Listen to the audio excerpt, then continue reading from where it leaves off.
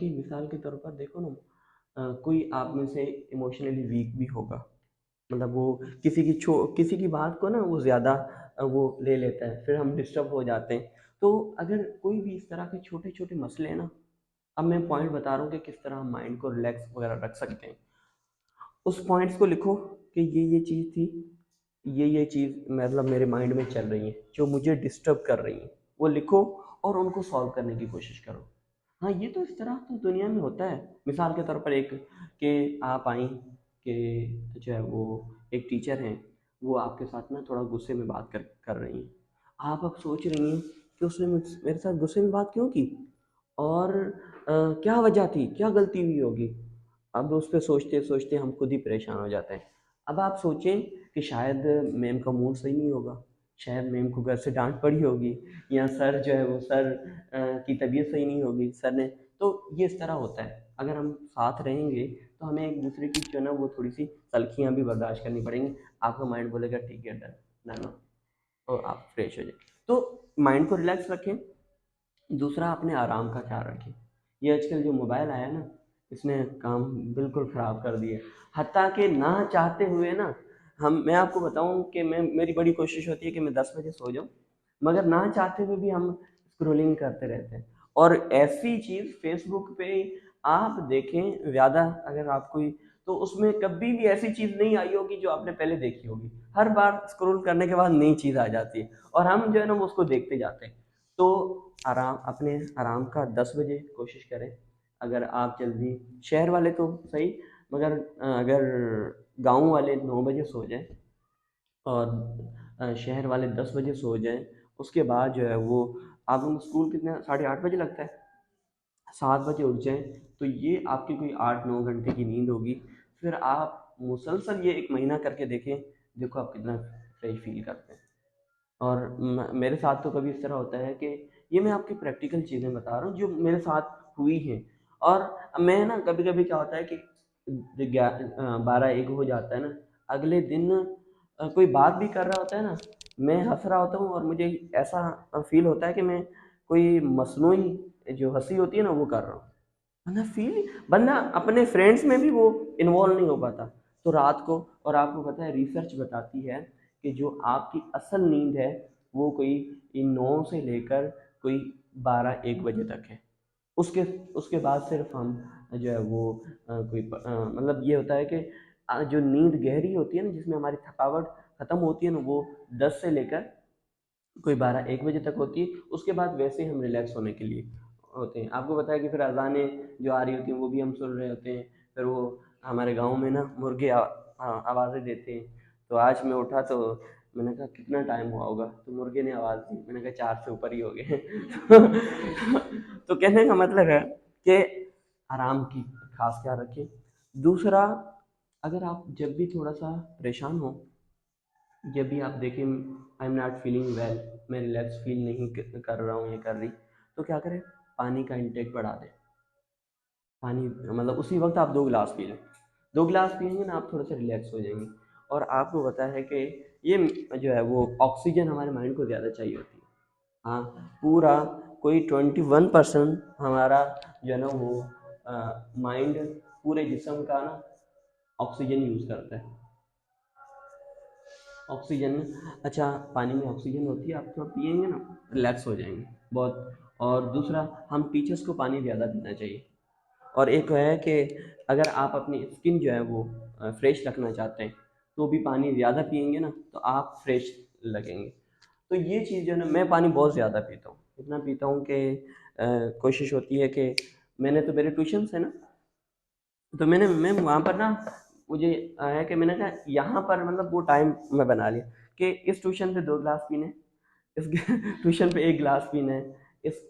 अच्छा, पानी पीने से आपका माइंड भी फ्रेश होता है, आपकी डाइजेशन भी अच्छी हो जाती है और आपकी स्किन भी अच्छी रहती है। और आप लोग साइंस के टीचर हैं, आपको पता है कि हमारे जिस्म का कितना फीसद पानी होता है पता कुछ? ये अच्छा जी, बता दें कोई मतलब 75, ठीक है। और अच्छा, मुंतशिर के लिए क्लैपिंग करें जो बात भी कर रहे हैं। अच्छा, आप बताएं, कोई मसला नहीं। जो है वो मैं कहता हूँ कि टीचिंग का पहला उसूल ये है कि आप बच्चे से डर खत्म कर दें कि भाई आप गलत भी बताओ, कोई इशू नहीं। अच्छा, असल में बोलना होता है, असल में क्लास में एंगेजमेंट होती है। सिर्फ आगे मैं आपको बताऊंगा, ये जो मैं आपको सिर्फ बता रहा हूँ ना, इसमें हम कितना सीखते हैं। तो ये सिर्फ बताने से, आप लोग तो टीचर हैं, ठीक है, इस वजह से ये वाला जो है वो मेथड यूज़ करना पड़ रहा है। नहीं तो इस मेथड में ये सिर्फ टीचर बोले और स्टूडेंट सुने, बहुत कम सीखा जाता है। इसकी भी आगे मैं एक प्रैक्टिकल भी मिसाल दूंगा। तो हाँ, क्या करना है कि हमने माइंड को रिलैक्स रखना है और नींद पूरी करनी है और पानी ज़्यादा पीना है और ऑक्सीजन का इनटेक बढ़ा दें। ऑक्सीजन का इनटेक बढ़ा दें, मिसाल के तौर पर किस तरह कि आप सुबह सवेरे उठते हैं, ठीक है, सुबह सवेरे एक वर्जिश किया करें। ये वर्जिश बताई जाती है, वो जो योगा वर्ड सुना है आपने कभी, योगा जो है ना, तो योगा के अंदर पता है क्या होता है। अच्छा, योगा जो मुसलसल कर रहे होते हैं ना, आपने जाके उनको कभी सर्च करके देखना है, जो मुसलसल योगा मास्टर हो, ये योगा मुसलसल करते हैं, आप उनको देखेंगे वो फ्रेश होंगे। मतलब वो फिजिकली भी फ्रेश आपको नजर आए होंगे, आ रहे होंगे, मेंटली भी फिजिक आपको फ्रेश नजर आ रहे होंगे। तो अब आपने पता है क्या करना है कि जो है वो एक एक्सरसाइज में बताता हूँ, मैं कहता हूँ ये टीचर्स के लिए एक्सरसाइज है। वो एक्सरसाइज ये है कि आप ऑक्सीजन को इनटेक बढ़ाएं। ऑक्सीजन का इनटेक किस तरह बढ़ाना है, आपने इस नोजल पे आपने हाथ रख के यहाँ से आपने ऐसे सांस लेना है, ऐसे सांस थोड़ी देर रोक के, फिर क्या करना है, अब आपने जहाँ से सांस ली थी वहाँ से हाथ रख के फिर यहाँ से ऐसे ना एक्सेल करें। ऐसे मिसाल के देखिए मैं करके दिखाता हूँ।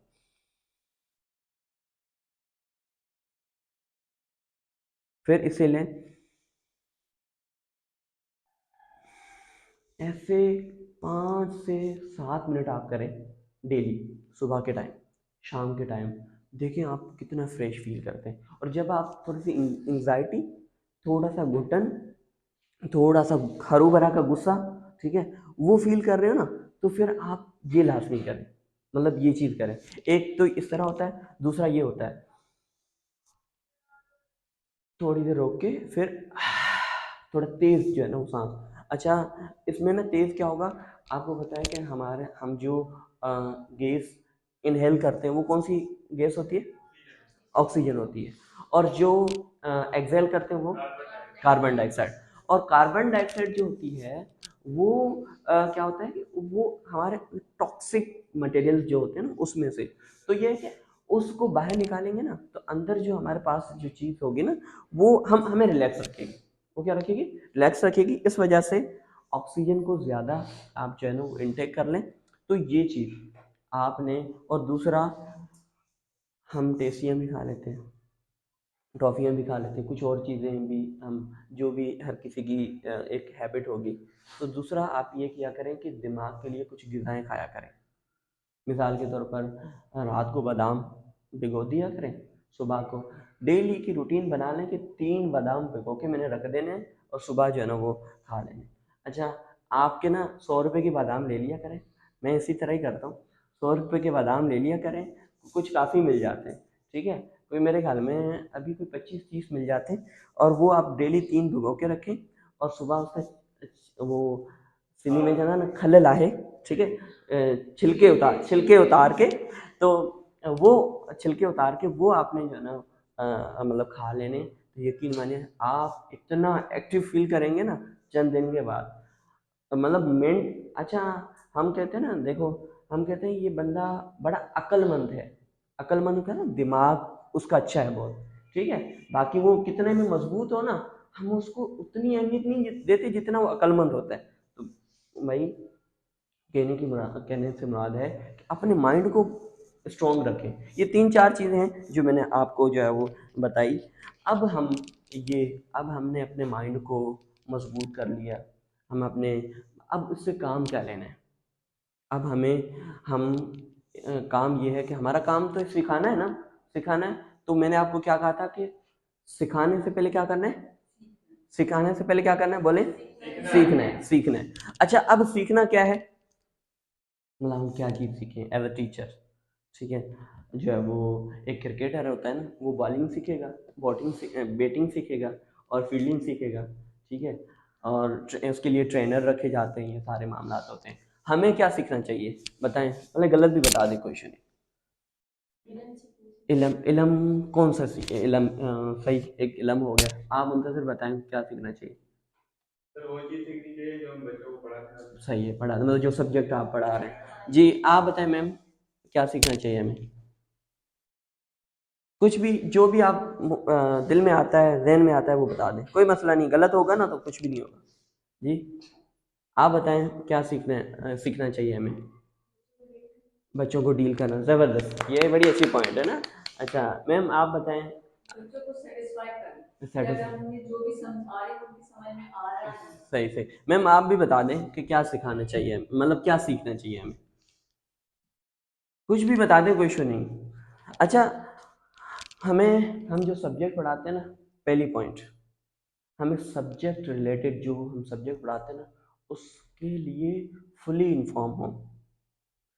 मैं आपको कहता हूँ कि अगर आपने टीचिंग को एंजॉय करना है ना, तो पहली पॉइंट ये है, जो आप पढ़ाते हैं ना, जो सब्जेक्ट, उसमें मास्टर नहीं मगर उससे थोड़ा, अगर मास्टर कर लें तो अलग बात है, अगर उससे थोड़ा सा इल्म आपके पास होना चाहिए।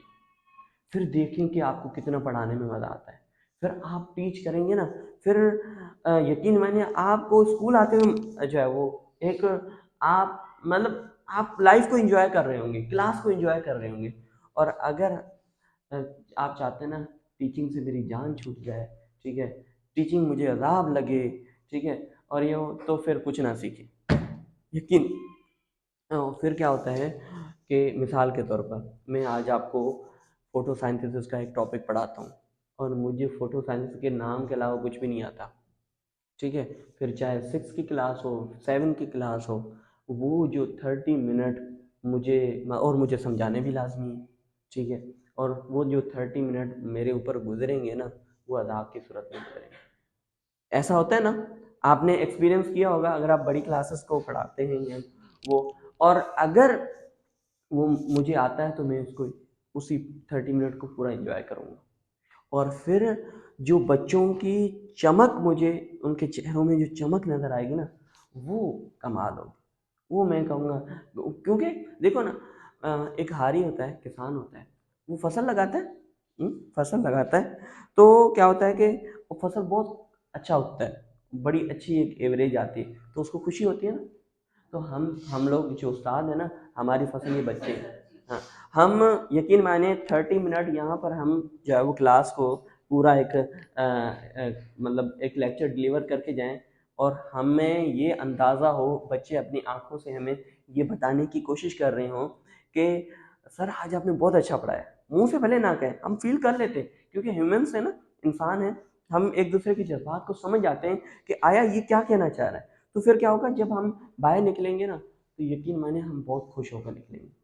वो शुरू शुरू वाले दिन होते थे, जब हम पढ़ाते थे, तो हम कुछ आपस में ना, सर रऊफ़ वाले और ये, तो उनका ना, हम कहते थे सर आज इस क्लास में जब मैं निकला ना, यकीन मानिए मुझे इतना अच्छा लगा, आज बच्चों ने मेरी बात समझ ली। तो ये चीज़ है, तो सब्जेक्ट रिलेटेड नॉलेज नहीं होगा तो टीचिंग अजाब लगेगी, अगर सब्जेक्ट रिलेटेड नॉलेज होगा तो क्या होगा, बहुत अच्छा, आप उस चीज़ को एंजॉय करेंगे।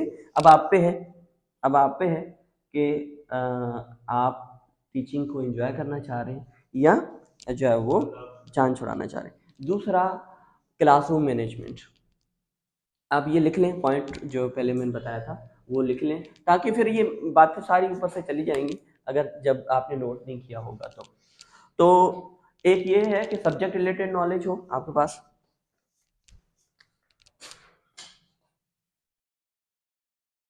Subject related knowledge. दूसरी पॉइंट जो हो वो क्लासरूम मैनेजमेंट।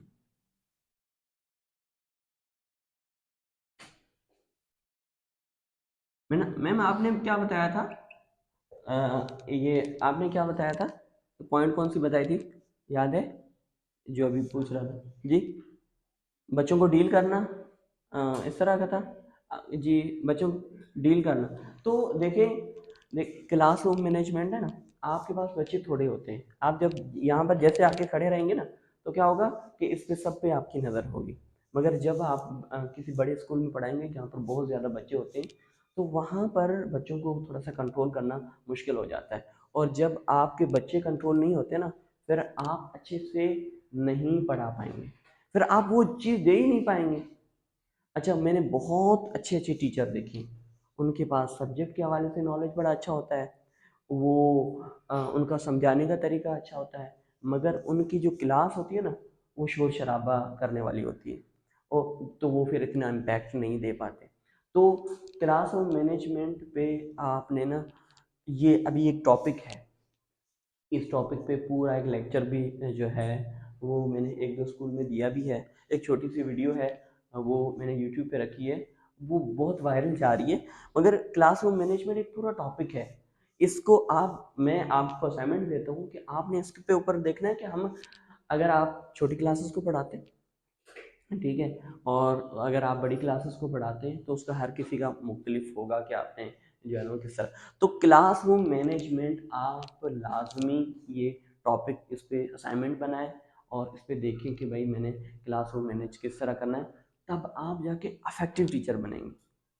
नहीं फिर वो ये होगा कि हाँ बाबा, जो यकीन मानिए कितने टीचर हैं यहाँ पर गुलारची के अंदर, सर उमर फारूक भी बहुत काफ़ी अरसे से सर जो है वो पढ़ा रहे हैं। सर से पूछे आपको कितनों के नाम आते हैं? चंद के नाम आते हैं। चंद के नाम क्यों आते हैं? क्योंकि वो दूसरों से अलग है, वो दूसरों से अलग है। दूसरों से अलग अलग मतलब मौसर उस्ताद है, और मौसर उस्ताद वो बनेंगे जिनके पास ये जो मैं अभी आपको छोटी छोटी जो चीज़ें बता रहा हूँ ना, ये चीज़ें होंगी, तो क्या होगा, वो मौसर उस्ताद। तो आप मौसर उस्ताद बनना चाहते हैं? कौन बनना चाहते हैं? सही सही हाथ ऊपर करें। अच्छा, जो है वो, और मौसर उस्ताद इसलिए कि आपको भी रेस्पेक्ट मिलेगी, और फिर क्या होगा कि जो है वो बच्चों की भी जिंदगियां संवरेंगी। तो ये सारी चीज़ें, और दूसरा जो है वो ये एक जो है वो ना, कुछ ऐसी बातें भी बच्चों को बताया करें। आप मुंतज़िर इधर आएं, कुछ ऐसी चीज़ें भी बताया करें बच्चों को जो अ, मुंतज़िर सिर्फ मेरी कुछ पिक्स ले लीजिएगा आप, ठीक है, वहाँ से, मगर ये फीमेल्स की ना। तो यह है कि आपने उसमें सेल्फ हेल्प, मिसाल के तौर पर, अब देखें, आप लोग बड़े हैं ना, आप कौन सी क्लास को पढ़ाती हैं मैम? मैट्रिक तक पढ़ाती हैं, अच्छा ज़बरदस्त। मैम आप 3 to मैट्रिक, आप भी कोई इस तरह, अच्छा, जो है ना वो उसमें आप एक चीज़ किया करें कि बच्चों को सब्जेक्ट के साथ साथ उनकी ज़िंदगी के हवाले से भी कुछ जो है ना वो बता दिया करें। फिर जब वो क्या होगा, थोड़ा सा आप हट के जब देंगे ना, फिर बच्चे आपके फैन बन जाते हैं। हाँ, अब देखें, यकीन माने, मुझे बताएं आपका जो फेवरेट टीचर था, ठीक है, तो उसमें ये था कि फेवरेट टीचर में आपको, वो अगर मैथ पढ़ाता होगा, फिजिक्स पढ़ाता होगा, तो वो साथ साथ आपको ये चीज़ें भी बता रहा होगा कि बेटा, अगर आपके साथ, जिस तरह मैंने अभी नहीं कहा था आपको, देखिए मैं पढ़ा तो आपको क्या रहा था, जो है वो मतलब क्या सीखें यहाँ 21st सेंचुरी, मगर मैंने आपको कहा कि अगर आप पानी वाला जो एक मिसाल दी थी, अगर आप वो रिलैक्स रहते हैं, अगर आपके साथ कोई इस तरह के इश्यूज़ वगैरह आते हैं, तो फिर आप उसको डील करें। तो सेल्फ हेल्प की बुक्स होती हैं, सेल्फ हेल्प की बुक्स हैं, उनको आप पढ़ें। फिर आप, इसमें दो फायदे होंगे आपको। एक फ़ायदा ये होगा कि आप अपने मामलात भी बेहतर अंदाज से जो है ना उसको कर पाएंगे। दूसरा ये होगा कि आप बच्चों के साथ जो ज़िंदगी में मामलात होते हैं ना, वो जो है वो भी आप उनको भी उसमें मदद कर सकेंगे। तो ये आपने जो है ना वो करना है। अब हमें सीखने के लिए मैंने आपको माइंड के हवाले से बताया, ठीक है, उसके बाद अब हम क्या, कोई चीज़ सीखें तो वो कैसे सीखें, ये मतलब कोई चीज़, मैंने क्या कहा था आपको, माइंड के हवाले से बताया था। उसके बाद हमने सीखना है, क्या सीखना है, ठीक है, और अब ये कि कैसे सीखना है। अच्छा, पहले ये देखें कि आपकी लर्निंग कौन सी है, आपकी लर्निंग, लर्निंग से क्या मुराद है। मिसाल तो कुछ जो है ना वो देख के सीखते हैं, विजुअल लर्निंग होती है, कुछ सुन के सीखते हैं, मतलब आप, हमारी एक फैमिली में एक बच्चा है, तो वो नूरानी कायदा पढ़ता है, और उसको जो सूरतें हैं ना वो याद है। अब नूरानी बच्चा नूरानी कायदा और वो सूरतें वो किस तरह उसको याद है, वो इस तरह है कि उसकी सुनने की सलाहियत बहुत अच्छी है। जब वो मदरसे में पढ़ रहा होता है ना नूरानी कायदा, तो इर्द गिर्द दूसरे बच्चे जो है ना वो उससे वो सूरतें पढ़ रहे होते हैं। जब वो पढ़ रहे होते हैं तो फिर वो सुन रहा होता है, सुनना तो उसे सुनने से उसको याद हो गया। और एक दूसरी मिसाल भी है, एक किसी का मैं पढ़ रहा था, तो वो कहीं जो है ना वो मतलब जा रहे होते थे अपनी ऑफिस। मैम उसने कहा कि मैं ऑफिस जाते हुए अपनी गाड़ी के अंदर कुरान मजीद की तिलावत लगा लेता था, वो सुन सुन के उसको हिफज हो गया, वो हिफ़्ज़ उसने पूरा कर लिया कुरान मजीद। तो ये कहने से मुराद ये है कि आप पहले देखिए कि आप कैसे सीखते हैं। अच्छा, पहले एक है देख के सीखना, दूसरा होता है सुन के सीखना, दूसरा ये है कि रीड एंड राइट। मिसाल के तौर पर आपने पढ़ा और फिर उसको लिखा। बहुत सारे ट्यूशन में बच्चे ऐसे होते हैं कि बेटा आप लिख क्यों रहे हो, मैंने आपको पढ़ने के लिए, सर मुझे तो मैं पढ़ के फिर लिखती हूँ ना या लिखता हूँ तो मुझे जल्दी याद हो जाता है। ठीक है। और दूसरा होता है ना कुछ बच्चे जो है ना वो सिर्फ अभी आप लोग जैसे बैठे हुए ना, आप देखें तो कुछ बच्चे जो है ना वो बोर हो जाएंगे थोड़ी देर में। काइनेस्ट मतलब वो उनके अंदर वो मूवमेंट वो चाह रहे होते हैं। अगर आप थोड़ी सी उनकी सीट चेंज कर दें, थोड़ा सा उनकी मूवमेंट करा दें ना, फिर वो अच्छे से सीख पाते हैं। आप देखिए कि आप किस तरह सीख सकते हैं। ठीक है, तो फिर क्या होगा, वो हो जाएगा। अच्छा, अब मैं ना अपना बताऊं, मैं बिल्कुल जो है ना वो सुनने वाली सलाहियत मेरी ना बड़ी वीक है। मिसाल के तौर पर एक आम सा जो वर्ड है ना, वो आप वहाँ से अगर मुझसे प्रोनाउंसिएशन उसकी पूछेंगे ना, तो क्या होगा, कोई आप उसकी स्पेलिंग बताएंगे ना, मैं जज नहीं कर पाऊंगा।